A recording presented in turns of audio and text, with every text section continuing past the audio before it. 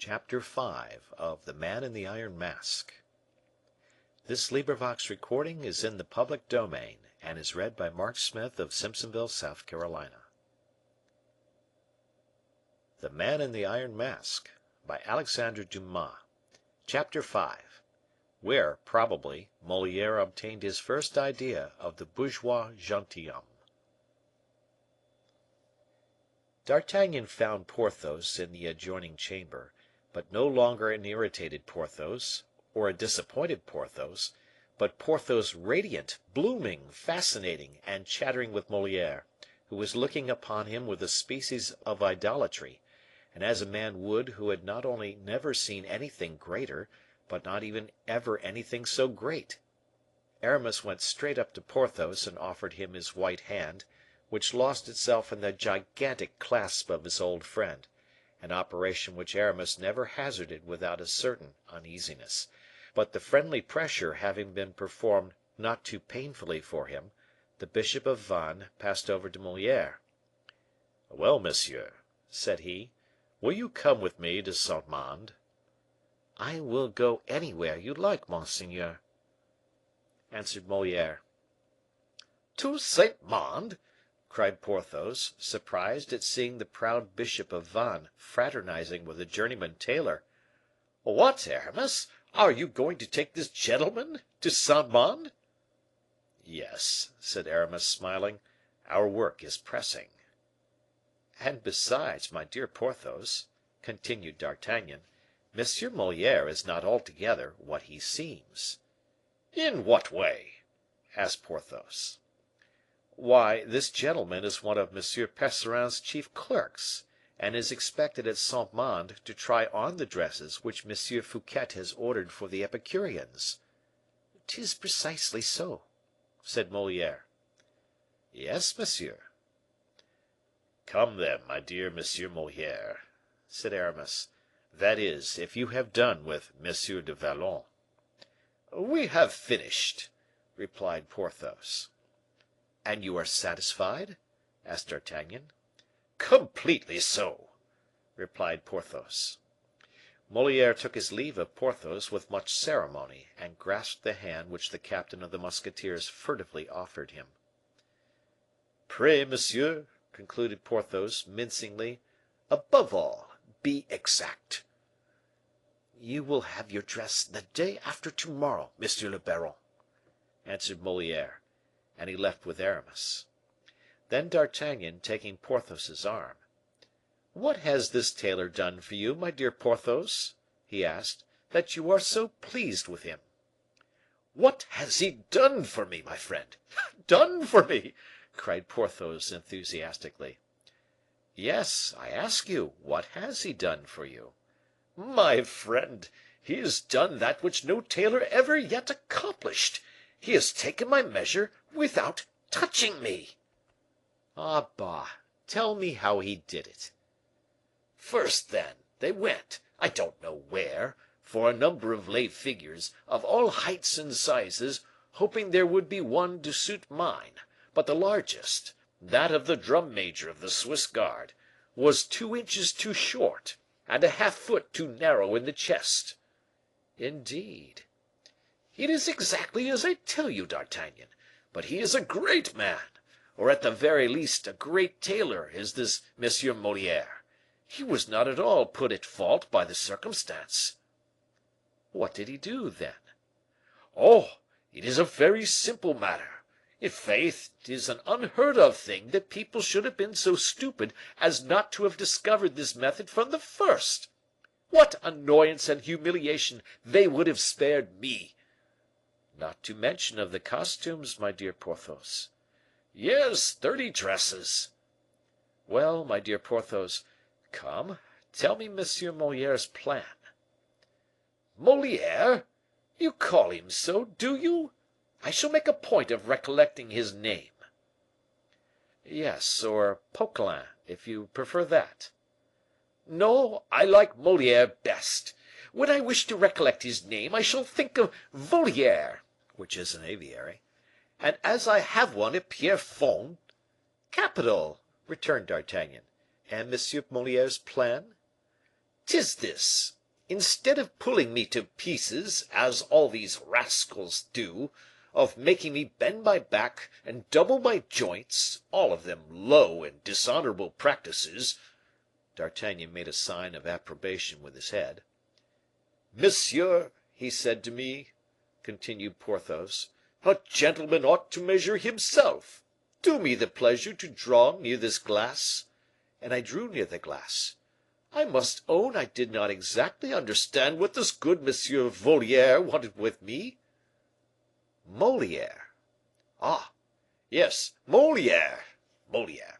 And as the fear of being measured still possessed me, "Take care," said I to him, "what you are going to do with me. I am very ticklish, I warn you." But he, with his soft voice, for he is a courteous fellow, we must admit, my friend, he, with his soft voice, "Monsieur," said he, "that your dress may fit you well, it must be made according to your figure. Your figure is exactly reflected in this mirror. We shall take the measure of this reflection." "In fact," said D'Artagnan, "you saw yourself in the glass, but where did they find one in which you could see your whole figure?" "My good friend, it is the very glass in which the king is used to look to see himself." "Yes, but the king is a foot and a half shorter than you are." "Ah! Well, I know not how that may be. It is, no doubt, a cunning way of flattering the king, but the looking glass was too large for me. 'Tis true that its height was made up of 3 Venetian plates of glass, placed one above another, and its breadth of 3 similar parallelograms in juxtaposition." "Oh, Porthos, what excellent words you have command of! Where in the world did you acquire such a voluminous vocabulary?" "At Belle Isle. Aramis and I had to use such words in our strategic studies and castrametive experiments." D'Artagnan recoiled, as though the sesquipedalian syllables had knocked the breath out of his body. "Ah, very good. Let us return to the looking glass, my friend." "Then this good Monsieur Voliere—" "Moliere." "Yes, Moliere, you are right. You will see now, my dear friend, that I shall recollect his name quite well. This excellent Monsieur Moliere set to work tracing out lines on the mirror, with a piece of Spanish chalk, following on all the make of my arms and my shoulders, all the while expounding this maxim, which I thought admirable: 'It is advisable that a dress should not incommode its wearer.'" "In reality," said D'Artagnan, "that is an excellent maxim, which is, unfortunately, seldom carried out in practice." "That is why I found it all the more astonishing when he expatiated upon it." "Ah, he expatiated?" "Parbleu!" "Let me hear his theory." "Seeing that," he continued, "one may, in awkward circumstances, or in a troublesome position, have one's doublet on one's shoulder, and not desire to take one's doublet off." "True," said D'Artagnan. "And so," continued Monsieur Voliere— "Moliere." "Moliere, yes. And so," went on Monsieur Moliere, "you want to draw your sword, monsieur, and you have your doublet on your back. What do? 'I take it off,' I answered. 'Well, no,' he replied. 'How no?' 'I say that the dress should be so well made that it will in no way encumber you, even in drawing your sword.'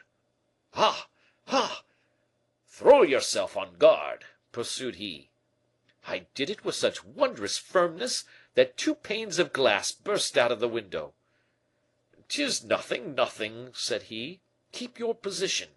I raised my left arm in the air, the forearm gracefully bent, the ruffle drooping, and my wrist curved, while my right arm, half extended, securely covered my wrist with the elbow, and my breast with the wrist." "Yes," said D'Artagnan, "'tis the true guard, the academic guard." "You have said the very word, dear friend. In the meanwhile, Voliere—" "Moliere." "Hold! I should certainly, after all, prefer to call him— What did you say his other name was?" "Poquelin." I prefer to call him Poquelin." "And how will you remember this name better than the other?" "You understand, he calls himself Poquelin, does he not?" "Yes." "If I were to call to mind Madame Coquenard?" "Good." "And change coq into poke, nard into lin, and instead of Coquenard I shall have Poquelin." "'Tis wonderful!" cried D'Artagnan, astounded. "Go on, my friend, I am listening to you with admiration." "This Coquelin sketched my arm on the glass." "I beg your pardon, Poquelin." "What did I say, then?" "You said Coquelin." "Ah, true. This Poquelin, then, sketched my arm on the glass; but he took his time over it, he kept looking at me a good deal. The fact is that I must have been looking particularly handsome. 'Does it weary you?' he asked. 'A little,' I replied, bending a little in my hands, 'but I could hold out for an hour or so longer.' 'No, no, I will not allow it. The willing fellows will make it a duty to support your arms, as of old men supported those of the Prophet.' 'Very good,' I answered. 'That will not be humiliating to you?' 'My friend,' said I, 'there is, I think, a great difference between being supported and being measured.'" "The distinction is full of the soundest sense," interrupted D'Artagnan. "Then," continued Porthos, "he made a sign, two lads approached, one supported my left arm, while the other, with infinite address, supported my right. 'Another, my man,' cried he. A third approached. 'Support monsieur by the waist,' said he.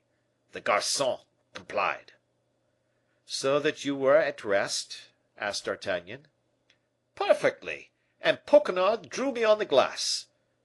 "Poquelin, my friend." "Poquelin, you are right. Stay, decidedly I prefer calling him Voliere." "Yes; and then it was over, wasn't it?" "During that time Voliere drew me as I appeared in the mirror." "'Twas delicate in him." "I much like the plan; it is respectful, and keeps every one in his place." "And there it ended?" "Without a soul having touched me, my friend." "Except the three garcons who supported you?" "Doubtless; but I have, I think, already explained to you the difference there is between supporting and measuring." "'Tis true," answered D'Artagnan, who said afterwards to himself, "In faith, I greatly deceive myself, or I have been the means of a good windfall to that rascal Moliere, and we shall assuredly see the scene hit off to the life, in some comedy or other." Porthos smiled. "What are you laughing at?" asked D'Artagnan. "Must I confess? Well, I was laughing over my good fortune." "Oh, that is true; I don't know a happier man than you. But what is this last piece of luck that has befallen you?" "Well, my dear fellow, congratulate me." "I desire nothing better." "It seems that I am the first who has had his measure taken in that manner." "Are you so sure of it?" "Nearly so.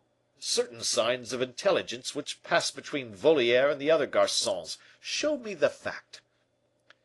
"Well, my friend, that does not surprise me from Moliere," said D'Artagnan. "Voliere, my friend." "Oh, no, no, indeed. I am very willing to leave you to go on saying Voliere; but as for me, I shall continue to say Moliere. Well, this I was saying, does not surprise me, coming from Moliere, who is a very ingenious fellow, and inspired you with this grand idea."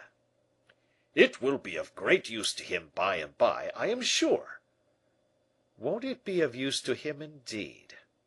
I believe you it will, and that in the highest degree; for, you see, my friend Moliere is of all known tailors the man who best clothes our barons, comtes, and marquises, according to their measure." On this observation, neither the application nor depth of which we shall discuss, D'Artagnan and Porthos quitted M. de Percerin's house, and rejoined their carriages, wherein we will leave them, in order to look after Moliere, and Aramis at Saint Mande. Chapter